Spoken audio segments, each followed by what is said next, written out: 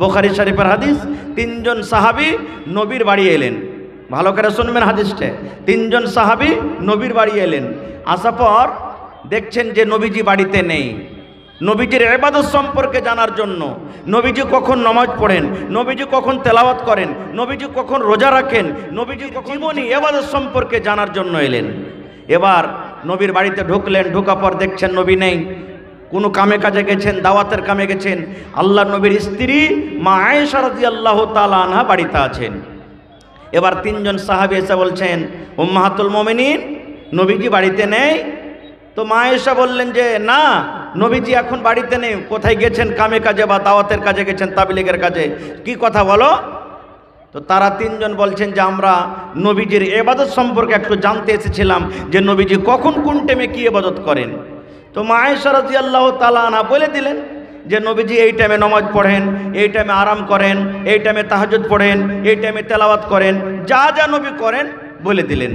তারা তিনজন নবীজির জীবনে শোনা পর তারাকে কম মনে হলো।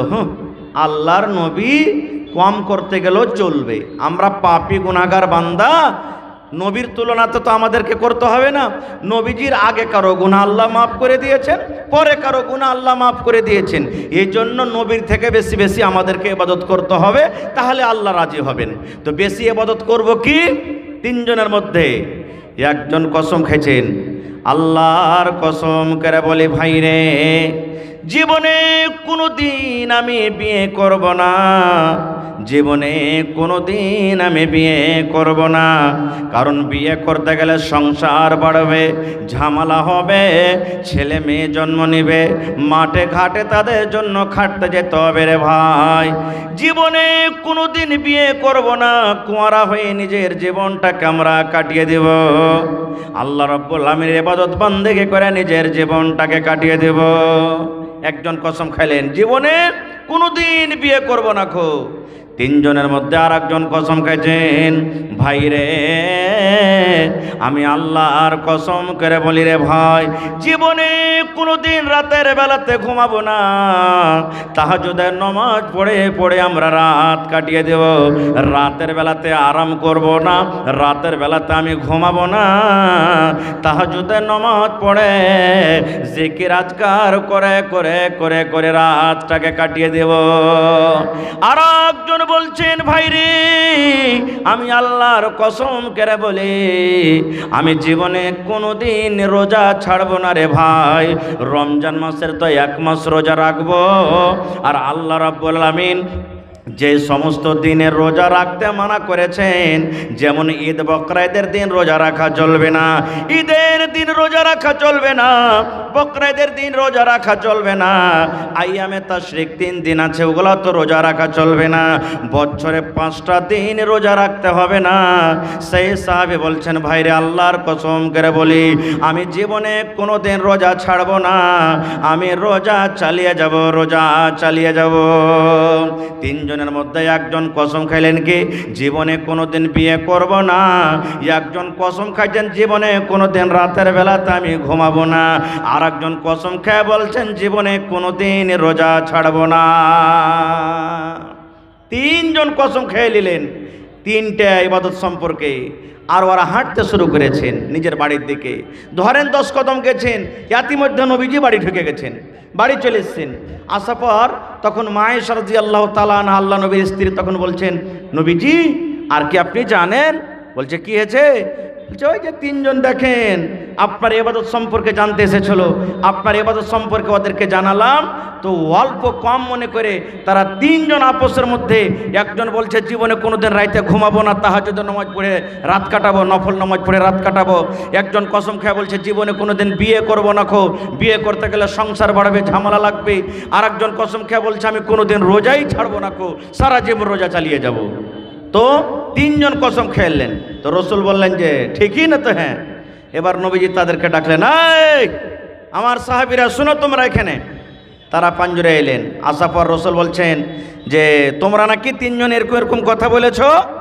তারা বলছেন, জি হুজুর, এরকম তো আমরা কথা বলেছি। রে আমার ভাইয়েরা শোনেন, মায়েরা খালারা শোনেন, দয়ার নবী বললেন, সাহাবীরি তোমরা বলছো জীবনে কোনোদিন রোজা রাখবো না, রোজা ছাড়বো না।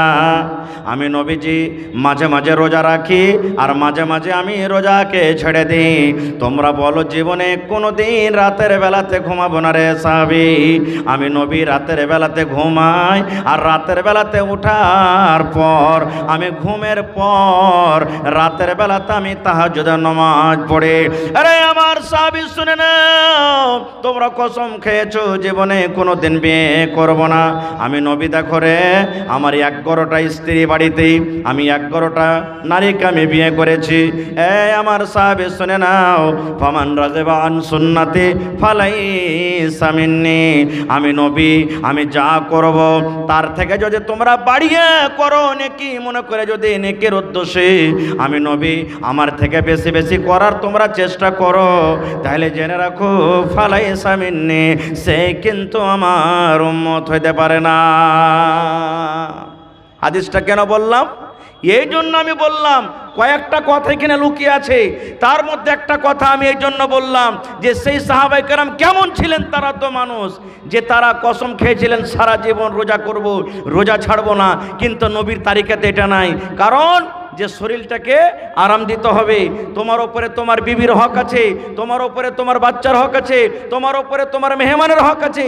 সমস্ত হককে বাদ দিয়ে তুমি এক আল্লাহর ইবাদত করো, এরকম ইবাদত তোমার আল্লাহ কবুল করবেন না। ভাইরে, তারা কেমন সাহাবী ছিলেন যে জীবন ভর রোজা রাখবো বলে তারা কসম খেয়েছেন। আর আজকে আমরা মুসলমান 1 মাস রোজা যেটা আল্লাহ ফরজ করেছেন, এই 1 মাস আমরা রোজা রাখতে পারি না। আর একটু আগে চলেন, একটা মহিলার কথা শুনেন। আল্লাহর নবীর জামানাতে সাফওয়ান বিন মুআত্তাল রাদিয়াল্লাহু তাআলা আনহু একজন সাহাবী। ভালো করে শুনবেন হাদিসটা। সাফওয়ান বিন মুআত্তাল রাদিয়াল্লাহু তাআলা আনহু একজন সাহাবী। ওর স্ত্রী নিজের স্বামীর ওপরে কেস করতে চলে গেছেন নবীর দরবারে, শিকায়ত নিয়ে চলে গেছেন। আমার স্বামী আমাকে কাপড় দেয় না, খেতে দেয় না, এই জন্য নয়। কিসের কেস করতে গেছেন ভাই? মায়েরা খালারা শোনেন।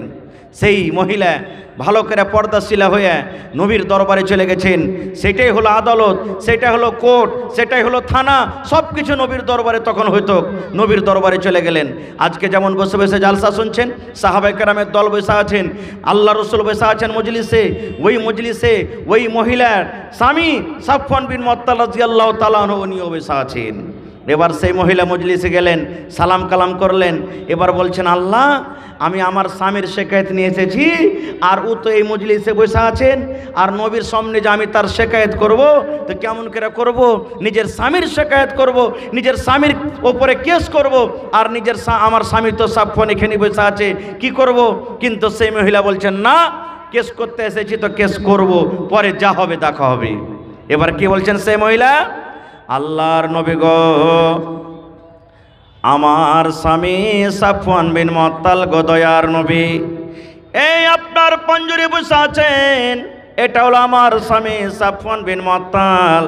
নবী গো, আমি তার ব্যাপারে 3খানা শিকায়ত নিয়ে এসেছি, 3খানা আমি কেস করতে এসেছি গো নবীজি। এবার সেই মহিলা বলছেন, 1 নম্বর হলো নবী গো, আমি যখন নমাজ পড়ি, নমাজের হালাতে আমার স্বামী আমাকে মারে, নমাজের হালাতে আমাকে ফাইট মারে, নমাজের হালাতে আমাকে কিল মারে, নমাজের হালাতে আমাকে ঘোষা মারে, আর বলে, বিবি রে নমাজ পড়তে হবে না, নমাজ ছেড়ে দে, তুই নমাজ ছেড়ে দে। আমাকে নমাজ পড়িতে দেয় না, নমাজের হালাতে আমাকে মারে, আর বলে, বিবি রে নমাজ ছেড়ে দে। 2 নম্বরে নবী গো, আমি যখন রোজা রাখি, দিনের বেলাতে আমার মুখে খাজুর দিয়ে, আমার মুখে পানি দিয়ে, আমার মুখে ছাতর দিয়ে, আমার মুখে রুটি দিয়ে, কিংবা আমার হাতখানাকে ধরে বিছানের দিকে টানতে টানতে নিয়ে চলে যায়, আর যাওয়ার পর আমার সাথে সহবাস করে আমার রোজাটাকে ভেঙে দেয়। আমাকে বলে, বিবিরে তোকে রোজা রাখতে হবে না, রোজা ছেড়ে দে, বিবিরে রোজা ছেড়ে দে, তোকে রোজা রাখতে হবে না। 2 নম্বরে নবী গো, আমি যখন রোজা রাখি, আমার স্বামী আমার রোজাটাকে ভেঙে দেয়। 3 নম্বরে নবী গো, আমার স্বামী সাফওয়ান বিন মুআত্তাল ফজরের নামাজ পড়েন যখন সূর্য উঠে যায়, সূর্য ওঠার আগে ফজরের নামাজ পড়েন না, যখন সূর্য উঠে যায় তখন ফজরের নামাজ পড়েন। 1 নম্বর, নবীজি আমার স্বামী আমাকে নামাজের হালাতে মারে। 2 নম্বর, আমি রোজা করে থাকলে আমার রোজাটাকে ভেঙে দেয়। 3 নম্বর, আমার স্বামী ফজরের নামাজ পড়ে যখন সূর্যটা উঠে যায়। সুবহানাল্লাহ। এবার তার স্বামী কিন্তু শুনলেন, নবীজি বলছেন, হারে বাবা সাফওয়ান, তোমার স্ত্রী তোমার ব্যাপারে 3খান কেস করেছে, শিকায়ত করেছে। এই কথাগুলো মিথ্যা না সত্য বলো তো? এই বর্তমান যুগের যদি আমরা মুসলমান হইতাম তো কি বলতাম জানেন? চোখ মুখকে লাল করে দাঁত কটাকে একবারে কড়মড় কড়মড় করে বলতাম, হলের বেটে হলে তোকে খেতে দিচ্ছি, পিনতে দিচ্ছি, কাপড় দিচ্ছি, আর তুই আমার শেখাত করতে আসিস, চল তোকে বাড়িতে যা দেখাচ্ছি। কত রাখতাম তারপরে। কিন্তু রে সুবহানাল্লাহ, যার সিনাতে কোরআন, সেই সাহাবী বলছেন, ইয়া রাসূলুল্লাহ, আল্লাহর নবী গো, আমার স্ত্রী আমার ব্যাপারে যা কিছু বলেছেন গো নবীজি, সব সত্য বলেছেন, একটাও মিথ্যা নয় গো নবীজি, একটাও মিথ্যা নয়। এবার নবীজি বললেন, সাফওয়ান, ব্যাপার কি বুঝতে পারলাম না। নমাজ তো আল্লাহর একটা ইবাদত, নমাজের হালাতে তোমার বিবিকে কেন মারো রে বাবা? নমাজ আল্লাহর ইবাদত, আল্লাহর বান্দেগি করে, আল্লাহ রাব্বুল আলামিন নৈকট্য লাভ করার জন্য তোমার স্ত্রী নমাজ পড়ে, তাহলে নমাজের হালাতে তুমি কেন মারো? নমাজের হালাতে মারতে হয় না, তুমি কেন তোমার বিবিকে মারো? এবার সাফওয়ান বিন মুআত্তাল বললেন, ইয়া রাসূলুল্লাহ, আল্লাহর নবী গো, আমি কেন মারি তাইলে দয়া করে শুনেন গো নবীজি। আমি একটা গরিব মানুষ, মাঠে কাম কাজ করতে চলে যাই গো নবীজি। আমি সারাদিন মাঠে কাম কাজ করে এবার সন্ধ্যাবেলাতে যখন বাড়িতে আসি, বাড়িতে আসার পর আমার স্ত্রী আমার জন্য খাবার দিয়ে দেয়, আমার জন্য বিছানটাকে রেডি করে দেয়, তারপরে নামাজ পড়তে শুরু করেন গো নবীজি। আমার বিবি নামাজে কত লম্বা লম্বা তেলাওয়াত করেন গো নবীজি, একটু দয়া করে শুনেন। কোরআনের মধ্যে সব থেকে যেগুলো বড় বড় সূরা, কোরআনের মধ্যে সব থেকে যেগুলো বড় বড় সূরা, এক এক রেখাতে দুইটা করে তিলাওয়াত করেন। কোরআনের মধ্যে সব থেকে বড় বাকারা সূরা, আলে ইমরান সূরা, সূরা মায়েদা, সূরা নিসা, এগুলা কোরআনের মধ্যে সব থেকে বড় বড় সূরা গো নবীজি। আল্লাহর নবী গো, 2টা সূরাতে 4 পারা কিংবা 4.5 পারা করে কোরআন হয়ে যায়। নবী গো, এক রাকাত নামাজ পড়তে গেলে 4 পারা কিংবা 4.5 পারা কোরআন তেলাওয়াত করেন। এবার আপনি বলেন, এক রাকাত নামাজ পড়তে যায় যদি 4 পারা 4.5 পারা কোরআন তেলাওয়াত হয়, তাহলে 4 রাকাত নামাজ পড়তে কত সময় লাগতে পারে? কোনোদিন রাত 3টা হয়ে যায়, কোনোদিন রাত 4টা হয়ে যায়, কোনোদিন মুয়াজ্জিন সাহেব আসসালাতু খায়রুম মিনান নাওম, ফজরের আজান পর্যন্ত দিয়ে দেয়। এবার নবী গো, আপনি জানেন আমি একটা গরিব মানুষ, বিছানায় আমার ঘুম আসে না, বিছানায় আমার সারা দিনের আমি খাস্তানা মানুষ, ক্লান্ত হয়ে থাকি, আমার বিছানায় কিন্তু ঘুম আসে না। আমি অপেক্ষা করি, বিবি রে, নমাজ তুমি ছেড়ে দাও, নমাজটাকে তুমি ছোট্ট করে পড়ো রে বিবি, আমার বিছানায় তুমি একটু আইসো, আমার পাঞ্জরে তুমি একটু ঘুমাও, আমার মাথাটা তুমি একটু দাবিয়ে দাও, গা হাতে একটু তেল দিয়ে দাও। কিন্তু আমার বেবি আমার কথা শুনি না, লম্বা লম্বা করে তেলাওয়াত করে করে নমাজ পড়ে গো নবীজি। 1 দিন বোঝালাম, 2 দিন বোঝালাম, 3 দিন 4 দিন বোঝালাম, যখন আমার কথা না মানে না বুঝে, তখন আমি নমাজের হালাতে তাকে মারি আর বলে, বিবিরে নমাজ ছেড়ে দেয়, তোকে নমাজ পড়তে হবে না। নারে তাকবীর। ভাইরে, এই যে 2 দিন পর তারাবি নামাজ পড়তে হবে, যদি শুধু ইমাম সাহেব একটুখানি লম্বা করে দেয়, তারপরের দিন কত লোক তো নামাজি পড়তে আসবে না। আর যে কটা আসবে তখন কি বলবে, মৌলভী সাহেব তোমার হোশ বুদ্ধি নেই জি, একটু ছোট করে সূরাগুলা পড়িতে পারো না, এত লম্বা লম্বা কি তেলাওয়াত করে। এ ভাই মুসলমান, কেমন মহিলা ছিলেন, 1 রাকাত নামাজ পড়তে গিয়ে 4 পারা কোরআন তেলাওয়াত করছেন। সুবহানাল্লাহ। হে আমার ভাইয়েরা, তাহলে বুঝে দেখেন, একটা মহিলা যদি 1 রাকাত কোরআন 1 রাকাত নামাজ পড়তে যে 4 পারা তেলাওয়াত করেন, তাহলে তার কোরআন কত মুখস্থি ছিল জি ভাই। এবার দয়ার নবীজি ফতোয়া জারি করে দিলেন, ও মহিলার দল, তোমরা যখন নামাজ পড়বে, তোমার স্বামীরা যখন বাড়িতে থাকবে, তখন লম্বা লম্বা করে তোমাদেরকে তেলাওয়াত করতে হবে না, লম্বা লম্বা করে তোমাদেরকে সূরা পড়তে হবে না। ছোট্ট ছোট্ট সূরা পড়ে তোমরা নামাজ পড়ে নাও। সূরা 3 পড়ো, সূরা জোহা পড়ো, ও সূরা তরিক পড়ো, সূরা গাশিয়া পড়ো। এই করে করে নবী বললেন ছোট্ট ছোট্ট সূরা পড়ে তোমরা নামাজ পড়ো, কারণ তোমাদের স্বামী বিছানাতে আছে। তাড়াতাড়ি করে নামাজ পড়ে তোমরা স্বামীর বিছানায় চলে যাও। দয়ার রাসূল বললেন, বাবারে 1 নম্বর জানতে পারলাম তোমার স্ত্রী নামাজে লম্বা লম্বা তেলাওয়াত করে, যার কারণে তুমি মারো। তাহলে বলো বাবারে, তোমার বিবি যখন রোজা রাখে তার রোজাটা কেন তুমি ভেঙে দাও? রোজা তো ভাঙতে হয় না, রোজা কেন তার ভেঙে দাও? তুমি একটু দয়া করে বলো। এবার সাফওয়ান বিন মুআত্তাল সে সাহাবী বলছেন, নবী গো, কেন আমি রোজাটাকে ভাঙি? তাইলে শুনেন, আমি একটা গরিব মানুষ, সারাদিন মাঠে কামে কাজে চলে যাই। যেই দিন আমি কাজ করি সেই দিন আমার বিবি রোজা রাখে, আমার কোনো আসে না যাই না। 1 মাস রোজা রাখে, ভালো কথা। আমি যেদিন বাড়িতে থাকি না সেই দিন আমার স্ত্রী নফল রোজা করে, আমি বাধা দিই না, কারণ সেদিন আমি বাড়িতে থাকি না, রোজা করছে, ভালো কথা। কিন্তু নবী গো, যেই দিন আমি মাঠে কাম কাজ করতে যাই না, বাড়িতে আমি যেদিন থাকি সেই দিনও কিন্তু আমার বিবিটা রোজা করে, নফল রোজা করে। আমার বিবিকে আমি বলি, বিবি রে নামাজ ছেড়ে দে রে বিবি, আজকে তুই রোজা ছেড়ে দে রে বিবি, আমি বাড়িতে আছি। কিন্তু নবী গো, আমার বিবি আমার কথা শুনে না, আমার কথা মানে না, রোজা চালিয়ে যায়, রোজা চালিয়ে যায়, রোজা রেখে যায়। আমি একদিন বললাম, 2 দিন বললাম, আমার কথা যখন না মানে না শুনে, তখন আমি তাকে হাতখানটাকে ধরে আমি টানতে টানতে বিছানার দিকে নিয়ে চলে যাই এবং তার সাথে আমি সহবাস করে তার রোজাটাকে আমি ভেঙে দিই। কিংবা আমার কথা যখন না মানে তার মুখে আমি পানি দিয়ে দিই, কিংবা ছাতু দিয়ে দিই, কিংবা খাজর দিয়ে দিই, আর তার রোজাটাকে আমি ভেঙে দিই। দয়ার নবী গো, আপনি বলেন তো, আমি একটা জোয়ান মানুষ, নিজের জৈনব ক্ষুধাকে মিটার জন্য বিবিকে বলে, বিবি রে রোজা ছেড়ে দে, কিন্তু আমার বিবি আমার কথা শুনে না। নবী গো, আমার বিবি আমার চোখের সামনে ঘুরে, আমি নিজের জৈনব ক্ষুধাকে কন্ট্রোল করতে পারি না। নবী গো, আমি একটা জোয়ান মানুষ, আমার বিবি আমার সামনে চোখে ঘোরাফেরা করে, সামনে উঠা বসা করে, আমার বিবিকে দেখে বিবির দিকে আমার টান হয়ে যায়, আমার মনটা জেগে যায়। আমার বিবিকে আমি ভালো করে বুঝিয়ে বললাম, বিবি রে আজকে তুই রোজাটাকে ভেঙে দে, আমি বাড়িতে আছি। কিন্তু আমার বিবি যখন আমার কথা না মানে, আমার বিবি যখন আমার কথা না শুনে, আমার বিবি যখন আমার কথা শুনে রোজা না ভাঙে, তখন আমি জাবরান তার রোজাটাকে আমি ভেঙে দিই। দয়ার নবী ফতোয়া দিয়ে দিলেন। আমার মায়েরা খালারা শোনেন, মা বোনেরা শোনেন, নবী যে ফতোয়া দিয়ে দিলেন, মহিলারে তোমরা শুনে নাও, যখন তোমার স্বামীরা বাড়িতে থাকবে আর তোমার যদি নফল রোজা রাখার যদি ইচ্ছা হয়, তাহলে স্বামীর কাছে পারমিশন নিয়ে নাও, স্বামীর কাছে ইজাজত নিয়ে নাও। তোমার স্বামী যদি বলে, ও হালেমার মা, জায়েদার মা, তুমি রোজা রাখো, রোজা রাখবে। আর যদি তোমার স্বামী বলে, না আজকে আমি বাড়িতে আছি, তোমাকে রোজা রাখতে হবে না, নবী বলেছেন স্বামীর বিনা ইজাজতে খবরদার খবরদার তুমি নফল রোজা রাখবে না। নারে তাকবীর। কেন হাদিসটা বললাম?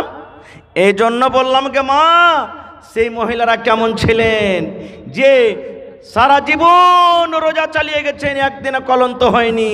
আর মা, আপনি কেমন মুসলমান, কেমন আল্লাহওয়ালি মহিলা, যে 1 মাস আল্লাহ তাবারক ওয়া তাআলা যে রোজা দিয়েছেন, এই রোজাটাকে আপনি এলাকার আপনি কাটিয়ে দিলেন, রোজাটাকে আপনি রাখতে পারেন না।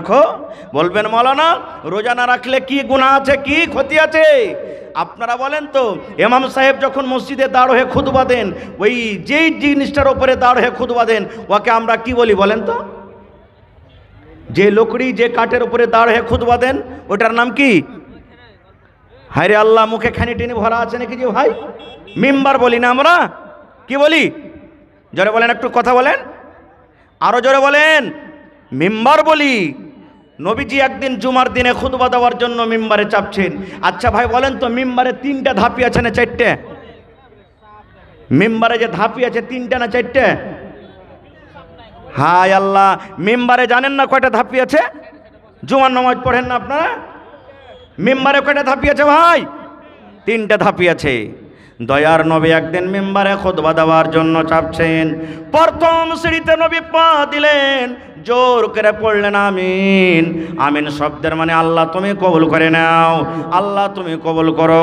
যখন আমরা দোয়া করি আল্লাহ অমুকের মা মারা গেছে, আল্লাহ তুমি জান্নাত দিও, মানে আমিন মানে তুমি আল্লাহ কবুল করো। আল্লাহ তাকে তুমি মুসিবত দিয়েছো, মুসিবত তুমি দূর করো, তখন পড়ে আমিন। আমিন মানে আল্লাহ তুমি কবুল করো। দয়ার নবী খুতবা দেওয়ার জন্য জুমার দিনে একদিন নবী যে মিম্বারে দাঁড় হবেন, প্রথম সিঁড়িতে নবী পা দিলেন, জোর করে পড়লেন আমিন। সাহাবায়ে কেরামেরাও শুনলেন আমিনের কথাটা। দ্বিতীয় সিঁড়িতে যখন নবীজি পা দিলেন, তখন আবার জোর করে পড়লেন আমিন। আমিন মানে আল্লাহ তুমি কবুল করো।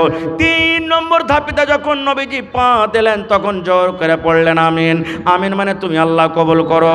প্রথম সিঁড়িতে পা দিলেন আমিন, দ্বিতীয় সিঁড়িতে পা দিলেন আমিন, তৃতীয় সিঁড়িতে পা দিলেন আমিন। খুতবা শেষ, খুতবা শেষ। নামাজের শেষে সাহাবায়ে কেরাম নবীকে বলছেন, নবীজি আজকে আপনাকে একটা নতুন কাজ করতে দেখলাম।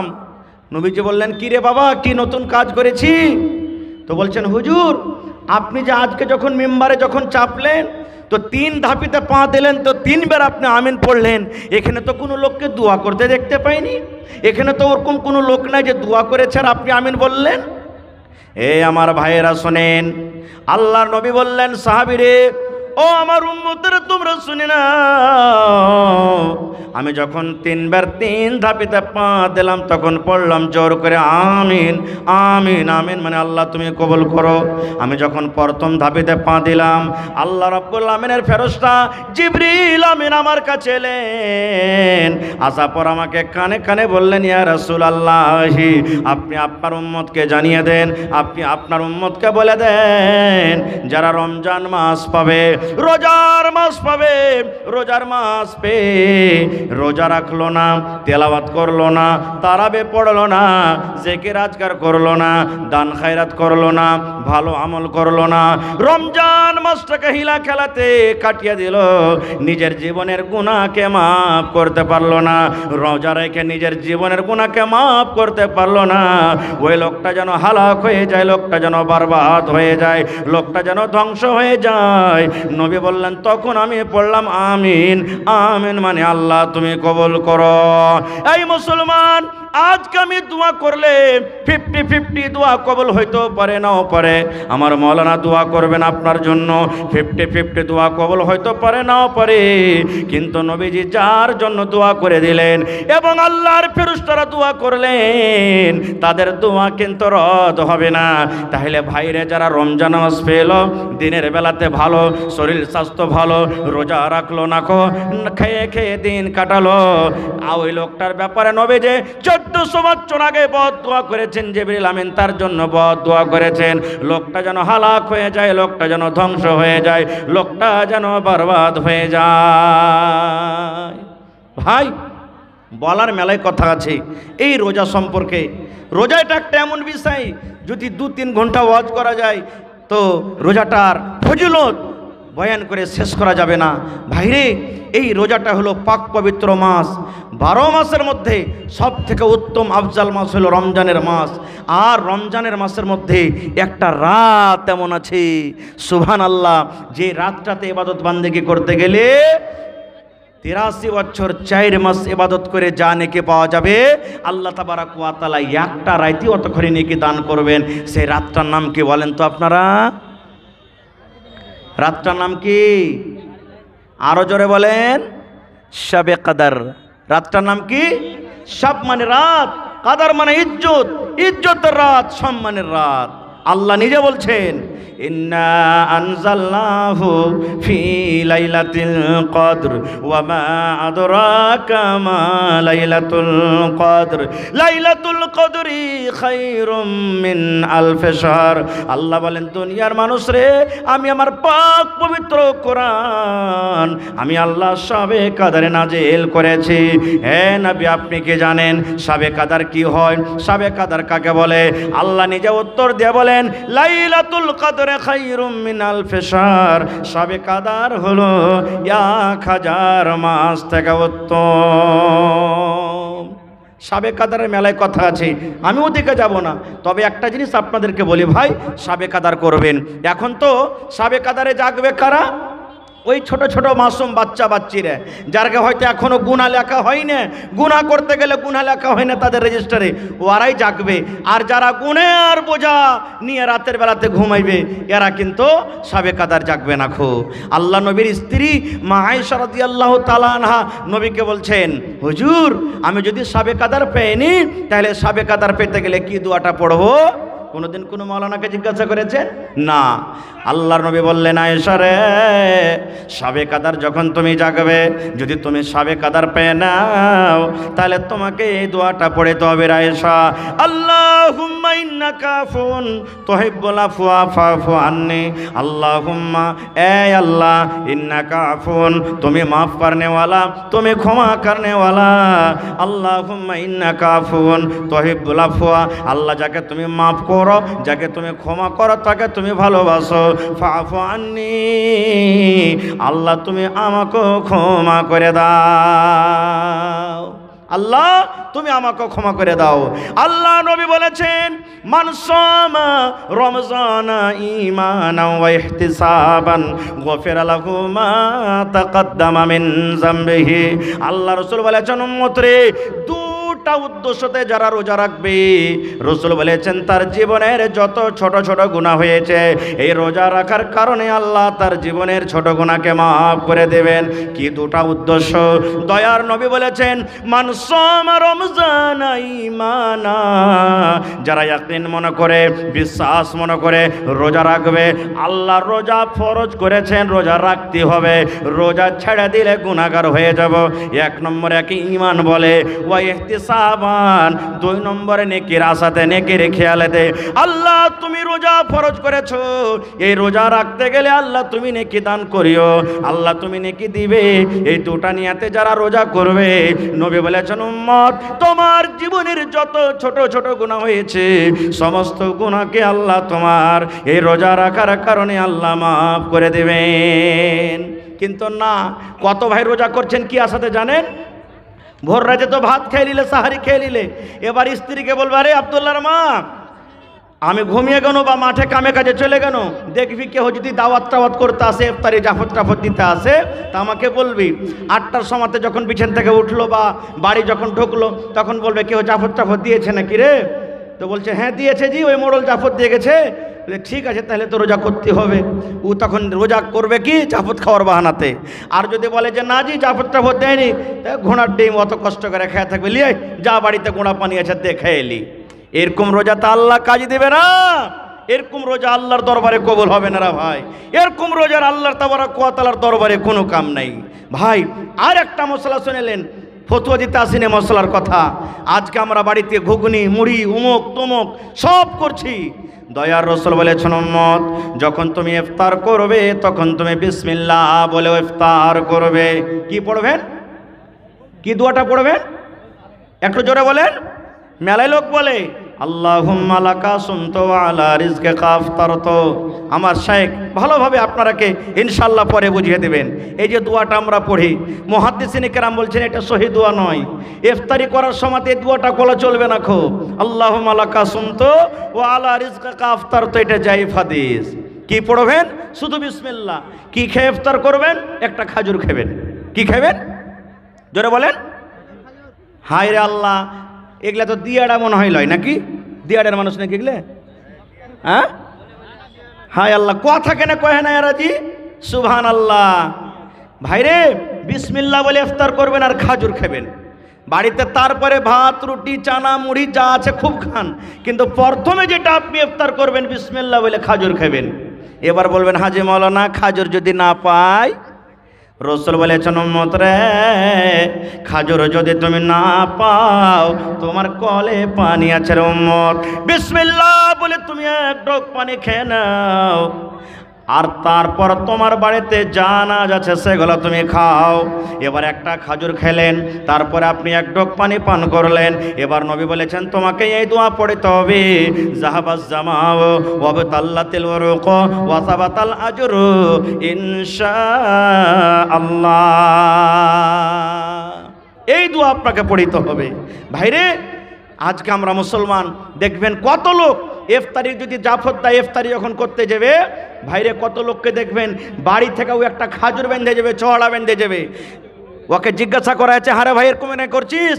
কইছে মৌলভী সাহেব অত খ্যাপা লয় আমি যে সারাদিন না খেয়ে সুখে সুখে রোজা করবার, সন্ধ্যেবেলাতে ও একটা জাফর দিয়েছে তোকে রোজাটা দিয়ে চলে আসবো।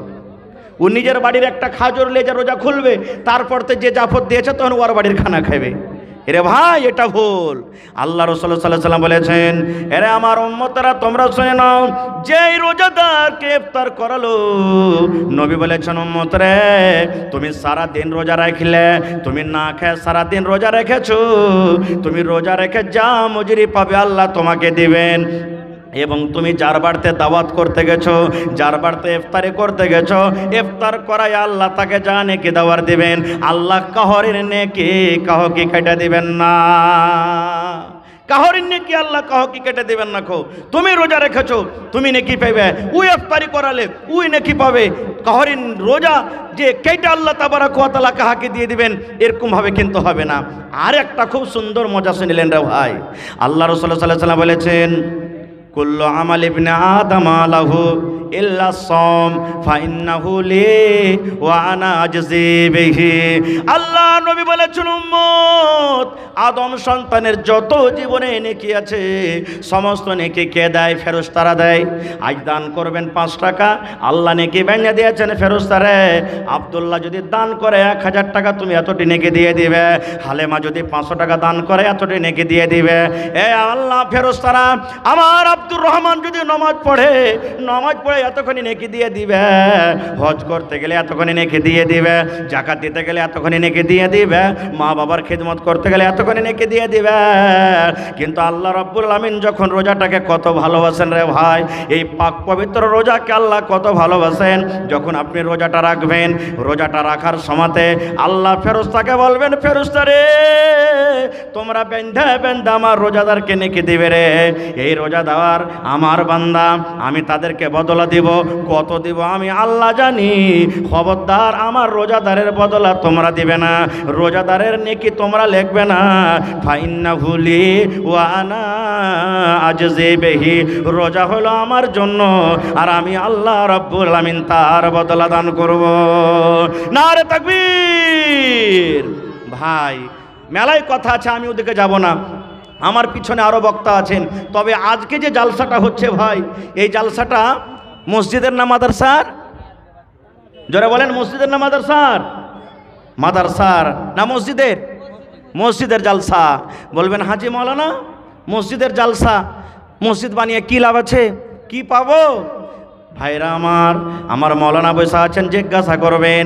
দয়ার নবী 1400 বছর আগে এলান করে দিয়েছেন, মান বানা লিল্লাহি মসজিদান বানাল্লাহু লাহু বাইতান ফিল জান্নাহ।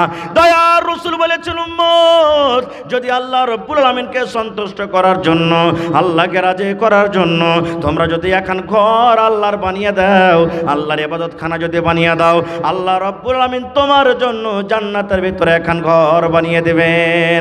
আপনারা বলবেন মাওলানা যে আমি একটা গরিব মানুষ, 5 লাখ দিতে পারবো না, 10 লাখ টাকা দিতে পারবো না যে মাওলানা, একা এখন ঘর বানাইতে পারবো না, 5000 পারবো, 5 টাকা পারবো, 2 টাকা পারবো। এ ভাইরা আমার, আপনার জন্য আল্লাহ রাব্বুল আমিন জান্নাতের ভিতরে এখন ঘর বানিয়ে দেবেন। ইয়ার প্রমাণ মসজিদে নববীর সামনে একটা জায়গা ফাঁকা রয়েছে। নবীজি সাহাবীদেরকে এলান করে দিলেন, সাহাবীরে এই ফাঁকা জায়গা তোমরা খরিদ করে কে মসজিদে লাগাইতে পারবে? এই ফাঁকা জায়গা যদি খরিদ করে তোমরা মসজিদে লাগাইতে পারো, আল্লাহ রাব্বুল আলামিন তার বদলাতে জান্নাত তোমাদেরকে দান করবেন। উসমান গনি রাদিয়াল্লাহু তাআলা আনহু আল্লাহ নবীর একজন সাহাবী দাঁড় হয়ে গেলেন, ইয়া রাসূলুল্লাহ, আল্লাহর নবী গো, আমি এই জমিনটাকে যত টাকা লাগবে খরিদ করে আমি মসজিদে লাগিয়ে দিলাম গো নবীজি। নবী বললেন, উসমান তোমার জন্য আল্লাহ রাব্বুল আলামিন জান্নাতের ভিতরে এখন ঘর বানাবেন। ভাই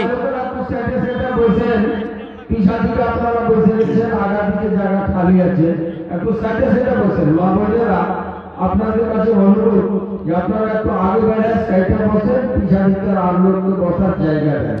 ভাইরা আমার, তাহলে এই মসজিদটা হলো আল্লাহ তাবারাক ওয়া তাআলার কত প্রিয় জায়গা, কত ভালোবাসা জায়গা। আল্লাহ রাসূল সাল্লাল্লাহু আলাইহি ওয়াসাল্লাম বলেছেন, জমিনের ওপরে, এই জমিনের ওপরে দয়ার নবী বলেছেন, আল্লাহ রব্বুল আলামিনের নিকটে সব থেকে নোংরা খারাপ জায়গা হলো বাজার, আর আল্লাহর নিকটে, রব্বুল আলামিনের নিকটে সব থেকে উত্তম ভালো জায়গা হলো মসজিদ। সব থেকে উত্তম ভালো জায়গা হলো মসজিদ। ভাই আমার, তাহলে সেই মসজিদের জন্য কোন এমন মা, কোন এমন দাদা, কোন এমন ভাই, কোন এমন বাপজি আছেন 1 কাঠা জমিন দান করতে পারবেন? কোন এমন আল্লাহর বান্দা আছেন 50,000 টাকা দান করতে পারবেন? কোন এমন বান্দা আছেন 1 লাখ টাকা দান করতে পারবেন? গত রাত্রে হরিশ্চন্দ্রপুরে জালসা ছিল ভাই, একটা লোক মসজিদের জালসা টাইলস লাগাবে 1.5 লাখ টাকা নগদ দান করে দিলেন একটা লোক। আমার মাওলানা বসে আছেন আমাদের বনালীর পার্শ্বে খড়বাড়িতে একটা মসজিদের জালসা, একটা লোক 7,95,000 টাকা নগদ দান করলেন স্টেজে। সুবহানাল্লাহ। তা আজকে দেখি, আমি এই এলাকাটাতে নতুন এসেছি, জীবনে এলাকা আসেনি ভাই, দেখি কোন আল্লাহর বান্দা আজকে এমন আছেন এই শহরাডাঙ্গিতে কিংবা এলাকাতে একটা লোক মসজিদের জন্য এটা কথা বলবে, মৌলানা যত বালি লাগবে ছাদ পেটটা আমি একাই দান করব। মৌলানা সেটরিং খরচাতে যা টাকা লাগবে আমি একাই দিব। মৌলানা যত গিট্টি লাগবে আমি একাই দিয়ে দিব। মৌলানা যত পকেট সিমেন্ট লাগবে আমি একাই দিয়ে দিব। দেখি কোন এমন এরকম আল্লাহর বান্দা আছেন, মেলায় জালসাতে হয়, মসজিদের ছাদ হবে, মৌলানা জি সেটরিং খরচা আমি একাই দিয়ে দিলাম, মৌলানা জি সিমেন্ট খরচা আমি একাই দিয়ে দিলাম, মৌলানা জি বালু খরচা আমি একাই দিয়ে দিলাম। আজকে দেখি আমার কোনো মা, খালা, দাদি, নানি, ভাই কেউ এমন আছেন এলাকার মধ্যে 10টা লোক, বেশি আমি চাহাবো না, 1 গাড়ি কেরা বালু, 100 সেফটি কেরা বালু, 10টা লোক 100 সেফটি কেরা গিট্টি দান করবেন, ইনশাল্লাহ আপনার ছাদ হয়ে যাবে।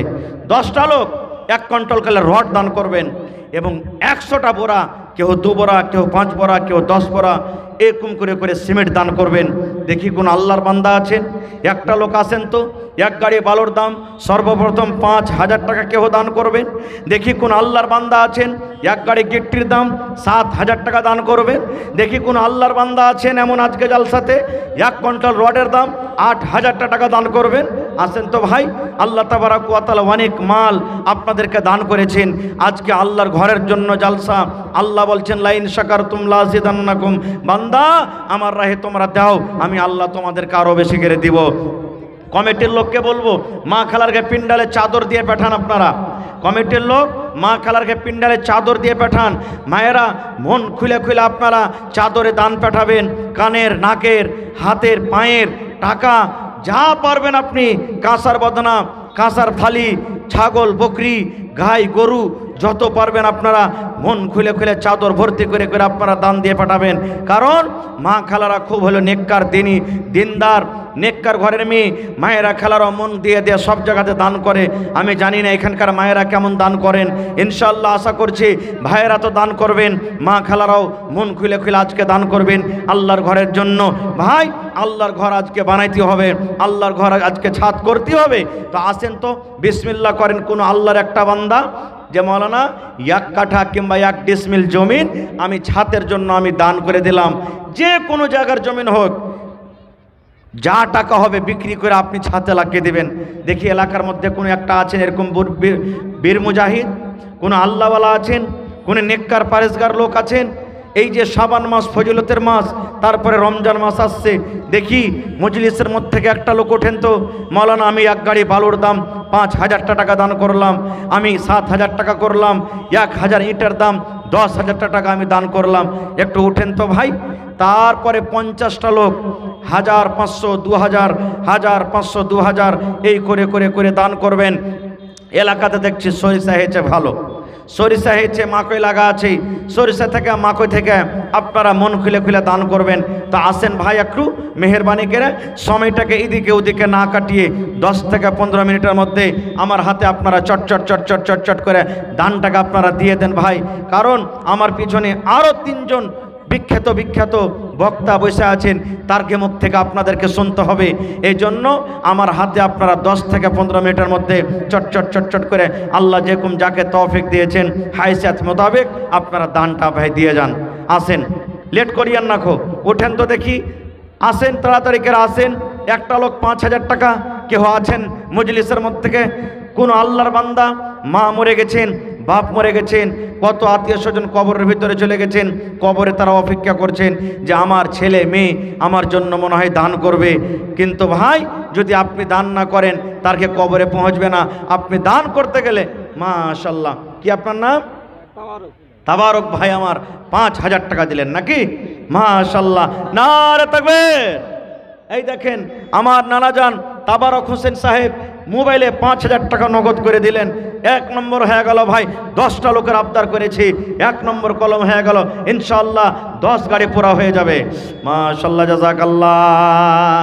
এই দেখেন আমার বোনের ঘে মায়ের ঘে দান আসতে শুরু হয়েছে, হাতের বালা চান্দির বালা দান করে দিয়েছে। নারে তাকবীর, মাশাআল্লাহ, জাযাকাল্লাহ। আল্লাহ তাবারক ভাই আমার 5,000 টাকা আল্লাহ ফোন পে নগদ জমা করে দিলেন। 5 লক্ষ টাকা মনে করে আল্লাহ কবুল করে নাও। আল্লাহ মনের আশাকে পুরা করে দাও, রোজে রোজগারে আল্লাহ বরকত দাও, কামে দামেতে আল্লাহ তুমি বরকত দাও, হাতে টাকাতে পয়সাতে আল্লাহ বরকত দাও। আত্মীয় স্বজন মা বাপ দাদু দাদি নানা নানি যারা কবরে চলে গেছেন তারকে কবরে তুমি জান্নাতের বিছানা দিয়ে দাও। আল্লাহ তারকে কবরকে নূর দিয়ে মনোমর করে দাও। আল্লাহ হাতে টাকাতে পয়সা তুমি আল্লাহ বরকত দাও, আমিন। আল্লাহ একজন 100 টাকা, আরো একজন 100 টাকা, আরো একজন আল্লাহ 150 টাকা, আরো একজন 100 টাকা। আল্লাহ একজন তোমার বান্দি হাত থেকে বালা খুলে দান করে দিয়েছে, আল্লাহ তার দানকে তুমি কবুল করে নাও, মনের আশাকে আল্লাহ পুরা করে দাও। ভাই যারা গরিব মানুষ খাচ্ছেন খাইছেন, নিয়াত করেন যে কম করে 1 বড়া সিমেন্টের দাম 500 টাকা আমি দিয়ে যাব, কারণ আমি আপনি দুনিয়া থেকে চলে যাব।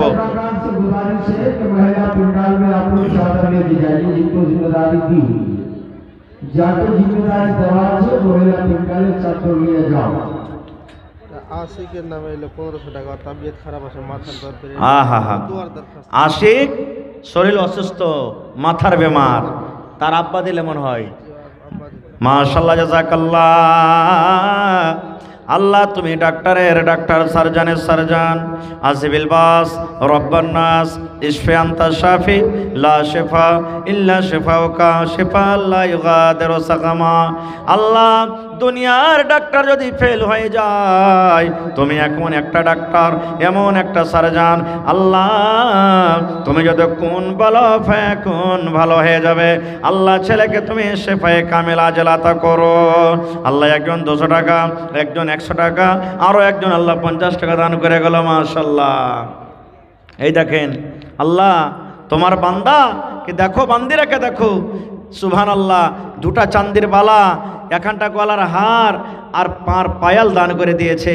সুবহানাল্লাহ, নারে তাকবীর। মা খালারকে পিন্ডালে যান, চাদর নিয়ে তাড়াতাড়ি করে, যারাকে দায়িত্ব দেওয়া আছে মা খালারকে পিন্ডালে যান। মাশাআল্লাহ, জাযাকাল্লাহ। আল্লাহ বেনামিতে একজন তোমার বান্দি আল্লাহ হাতের বালা, আল্লাহ গলার হার, 5 পায়াল আল্লাহ ওপর থেকে 500 টাকা জমা করে দিয়েছে। আল্লাহ তার গানকে তুমি কবুল করে নাও, মনের আশাকে আল্লাহ পুরা করে দাও, রোজ রোজগারি আল্লাহ বরকত দাও। আল্লাহ সামাদ। আরো একজন খালা আমার 1 কোরআন মাজিদ দান করেছেন, সাথে 50 টাকা দান করেছে। আল্লাহ আল্লাহ তার দান তুমি কবুল করে নাও। এটাকে দিলে বেনামিতে আল্লাহ 2 জন 500 করে 1000 টাকা জমা করে গেল। আল্লাহ 1 লক্ষ টাকা মনে করে তুমি কবুল করে নাও। নানাজি সালাম করবেন না, চলে গেলেন, আপনার নামটা জানালেন না যে আইসেন এখানে একটু ঘুরে আইসেন, সালাম করে যান না, না আইসেন, বেশি চাহাবো না আপনার কাছে, আইসেন চেহারাটা একটু দেখিয়ে যান আর একবার। ভাই আপনারা যদি এরকমভাবে বসে থাকেন তো একটা করে দান দিয়ে ফজর হয়ে যাবে, তো ওইগুলা